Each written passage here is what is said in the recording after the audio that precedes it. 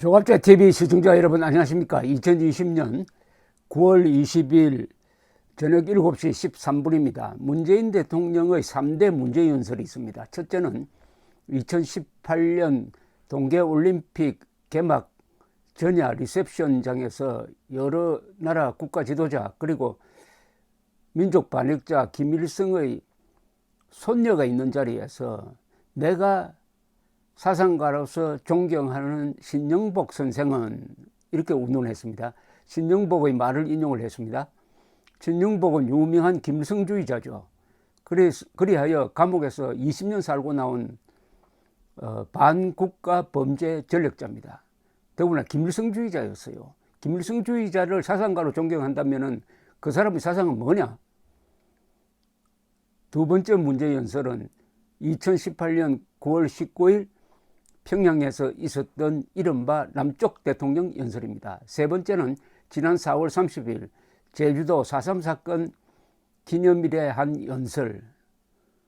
그것은 문제 대목이 이런 대목이 있었죠.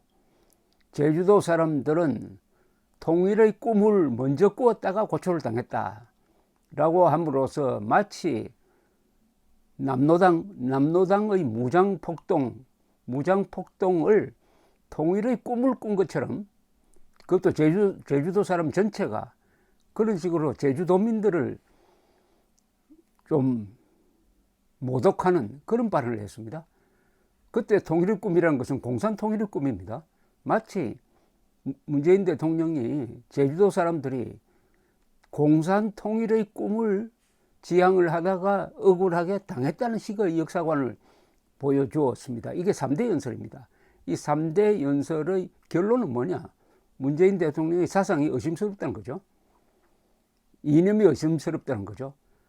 대한민국의 대통령이 되려면은 반공 자유민주주의와 시장경제에 대한 확신이 있어야 되는데 그건 반대편에 선 게 아니냐. 특히 지금부터 말씀드리려고 하는 2018년 9월 19일 평양에서 있었던 이른바 남쪽 대통령 연설, 마침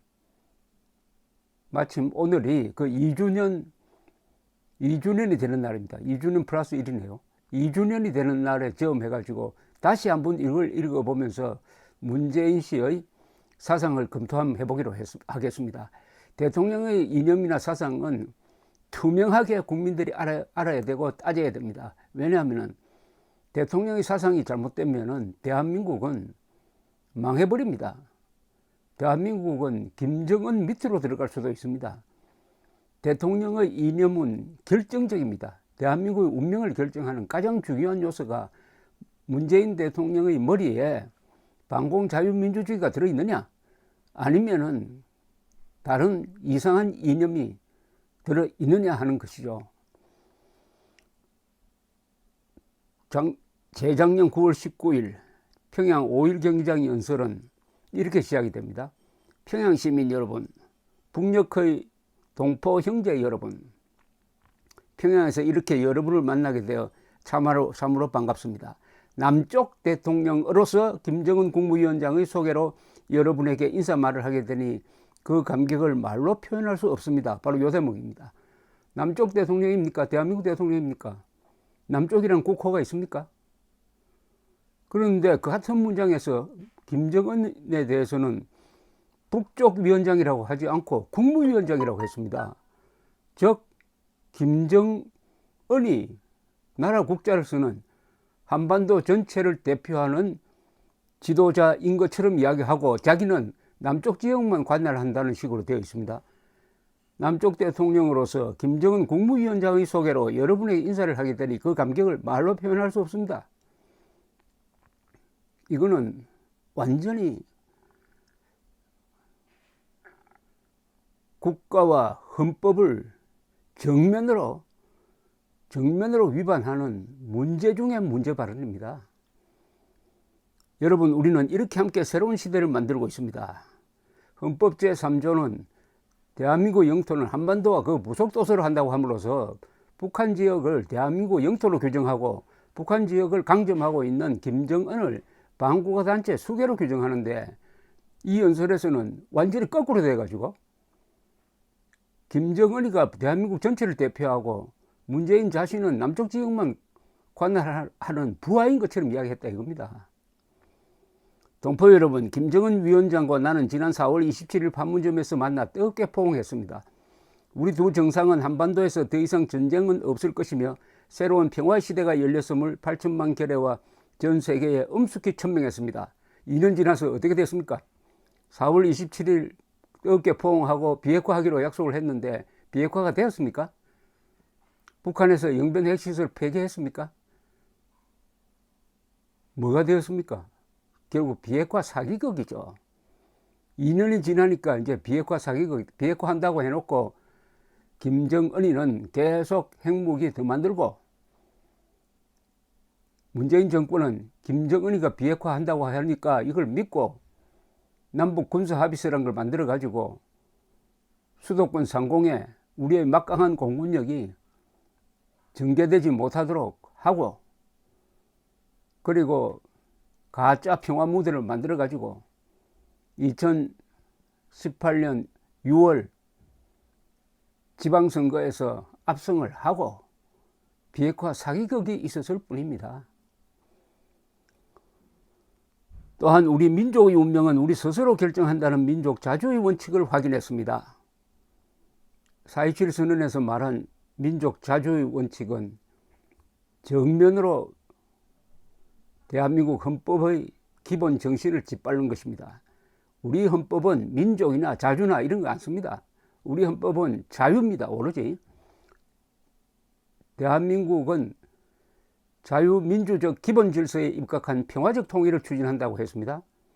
그런데 4.27 선언은 자유통일을 지향하지 않고 자주통일이라고 했습니다. 북한에서 자주통일은 반일, 반미를 의미합니다. 그러니까 반미 통일하자 하는 합의를 한 것일 뿐인데 우리 민족의 운명은 우리 스스로 결정한다는 민족 자주의 원칙을 확인했습니다. 우리 민족이 어디 있습니까? 민족. 어떻게 김정은과 민족의 운명을 결정합니까? 김정은이는 민족 반역자인데 민족 반역자와 손을 잡고 민족의 운명을 결정하겠다고 하면 그자도 민족 반역자죠. 평양시민 여러분, 사랑하는 동포 여러분, 오늘 김정은 위원장과 나는 한반도에서 전쟁의 공포와 무력 충돌 위험을 완전히 제거하기 위한 조치들을 구체적으로 합의했습니다. 합의했다고요? 전쟁의 공포와 무력 충돌 위험을 완전히 제거하려면 북한 노동당 정권이 핵을 폐기해야 되는 것 아닙니까? 미사일 개발 중단해야 되는 것 아닙니까? 했습니까? 했느냐고요? 합의하면 뭐합니까? 약속도 안 지켜지는데. 또한 백두에서 한라까지 아름다운 우리 강산을 영구히 핵무기와 핵위협이 없는 평화의 터전으로 만들어 후손들에게 물려주자고 확약했습니다. 확약이 2년이 지났는데 하나라도 지켜졌습니까? 확약, 약속, 문재인과 김정은이 한 것은 다 거짓말이고 가짜고 세계를 속이려고 하는 것이라는 게 2년이 지나니까 확실하게 밝혀졌습니다. 그리고 더 늦기 전에 이산가족의 고통을 근원적으로 해소하기 위한 조치들을 신속히 취하기로 했습니다. 이 약속 지켜졌어요. 이산가족 만나가지고 서로 편지 왕래하고 한 곳에서 살아야 될 것 아닙니까? 북쪽에서 살든지 남쪽에서 살든지 단 하나라도 이루어졌느냐 이겁니다. 단 한 가족이라도 편지하느냐 이겁니다. 그런데 2년 전에는 그걸 가지고 자랑을 했는데 지나놓고 보니까 다 사기극이었다. 나는 나와 함께 이 담대한 여정을 결단하고 민족의 새로운 미래를 향해 뚜벅뚜벅 걷고 있는 여러분의 지도자 김정은 국무위원장께 아낌없는 찬사와 박수를 보냅니다. 민족의 새로운 미래를 뚜벅뚜벅 걷고 있다고요? 이건 완전히 김정은 민족 반역자, 테러리스트, 반인류 범죄자 김정은을 민족의 지도자로 추앙하는 문장 아닙니까? 민족의 지도자로 지금 나는 나와 함께 이 담대한 여정을 결단하고 민족의 새로운 미래를 향해 뚜벅뚜벅 걷고 있는, 뚜벅뚜벅 걷고 있다? 왜 이런 표현을 씁니까? 김정은이가 뚜벅뚜벅 걷습니까? 그 비만한 체구로 그게 뚜벅뚜벅 걷는 겁니까? 비틀비틀 걷는 겁니까? 뚜벅뚜벅이라는 말로서 호도하지 맙시다. 평양시민 여러분, 동포 여러분, 이번 방문에서 나는 평양의 놀라운 발전상을 보았습니다. 김정은 위원장과 북녘 동포들이 어떤 나라를 만들어 나가고자 하는지 가슴 뜨겁게 보았습니다. 얼마나 민족 화해와 평화를 갈망하고 있는지 절실하게 확인했습니다. 어려운 시절에도 민족의 자존심을 지키며 끝끝내 스스로 일어서고자 하는 불굴의 용기를 보았습니다. 대북 제재, 미국이 압박을 하는데도 불구하고 북한 사람들이 김정은을 지도자로 모시고 똘똘 뭉쳐서 화해와 평화를 갈망하고 있다. 이런 망언이 어디 있습니까? 이런 망언이 어디 있습니까? 김정은이가 민족 화해와 평화를 갈망하고 있다고요? 남북 공동사무소 폭파한 거는 그것도 민족 화해와 갈망을 위한 촉북 폭죽을 터뜨린 겁니까? 그 축하한 겁니까?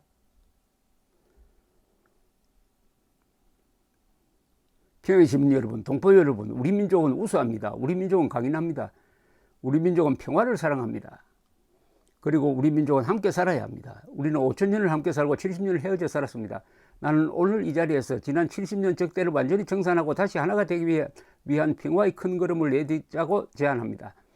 김정은 위원장과 나는 8천만 결의의 손을 굳게 잡고 새로운 조국을 만들어 나갈 것입니다. 우리 함께 새로운 미래로 나아갑시다. 새로운 조국을 만들어 간다니 이게 말이 됩니까? 그럼 대한민국을 싹 지워버리고 새로운 조국 만든다고요? 우리의 통일은 북한을 우리 체제로 흡수하는 흡수 통일만 할 수 있습니다. 남과 북이 합의해가지고 새로운 조국 만들 아무런 권한을 문재인 씨한테 위임한 적이 없습니다. 자유민주적 기본 질서에 의해서 평화적 통일을 한다 하면 자유민주주의 체제로 북한 정권을 흡수해야 된다는 뜻입니다. 그런데 무슨 새로운 조국을 만든다 그럽니까? 이게 새로운 조국을 만들어 간다는 게 이게 대통령이 할 이야기입니까? 조국이 그럼 두 개가 생기겠네요.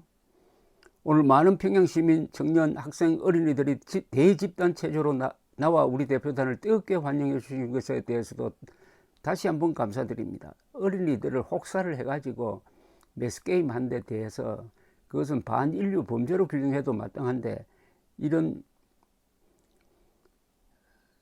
인권 무시.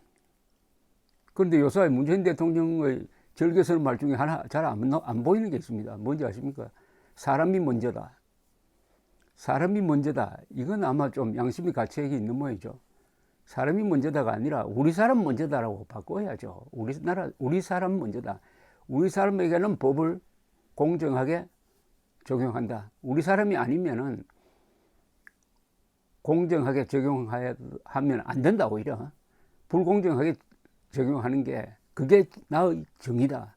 이런 뜻인데 그나마 우리 사람 먼저다라고 할 자신이 없으니까 사람이 먼저다라고 하기에는 너무나 우리 편이 먼저다 하는 방식으로 법을 집행한 전력이 너무나 많아가지고 국민들이 웃음거리가 되니까 요사이는 사람이 먼저다라는 말은 하지 않습니다. 그러나 나는 남쪽 대통령이라고 한 이 연설은 영원히 지워지지 않을 것입니다. 문재인 대통령의 꼬리표가 되어가지고 퇴임 이후 죽을 때까지 따라가게 될 것입니다. 감사합니다.